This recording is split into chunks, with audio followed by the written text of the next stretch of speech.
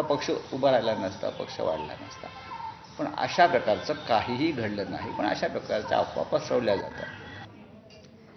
तर सध्या राज्याच्या राजकारणामध्ये एकमेकांवरती टीका बरसते, तर दुसरीकडे राज्यामध्ये खराखुरा पाऊस बरसू लागलाय, पण हा अवकाळी पाऊस आहे. आणि आता 30 आणि 31 मार्चच्या दरम्यान राज्यभरात पावसाची शक्यता आहे.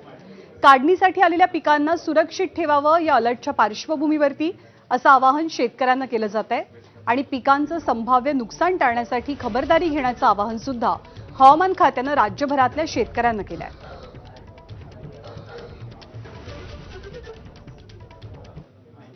तर या पावसाच्या अलर्टच्या पार्श्वभूमीवरती रत्नागिरीतल्या लांजा तालुक्यामध्ये पूर्व भागात विजांच्या कडकडाटासह पाऊस पडला. काही ठिकाणी गारपिटीसह पाऊस झालाय. यामुळे आंबा बागायतदार चांगलेच धास्तावून गेलेत. जोरदार वाऱ्यासह पाऊस पडल्यानं आंब्यांचं प्रचंड नुकसान होण्याची भीती सध्या व्यक्त होते. तर हवामानातल्या बदलांमुळे रत्नागिरीतल्या चिपळूणमध्ये सुद्धा अवकाळी पाऊस पाहायला मिळाला.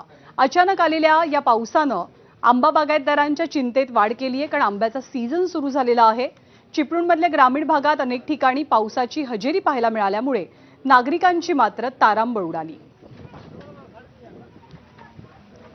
तर तळ कोकणात सिंधुदुर्ग जिल्ह्यातल्या अनेक भागातही आज अवकाळी पाऊस झालेला आहे. कसाल आणि कणकवली परिसरात मेघगर्जनेसह पाऊस पडला. गेल्या काही दिवसांपासून उष्णतेमुळे त्रस्त असलेल्या हैराण झालेल्या नागरिकांना या पावसानं निश्चितच दिलासा मिळालाय, पण पिकांचं मोठं नुकसान होण्याची शक्यता आहे.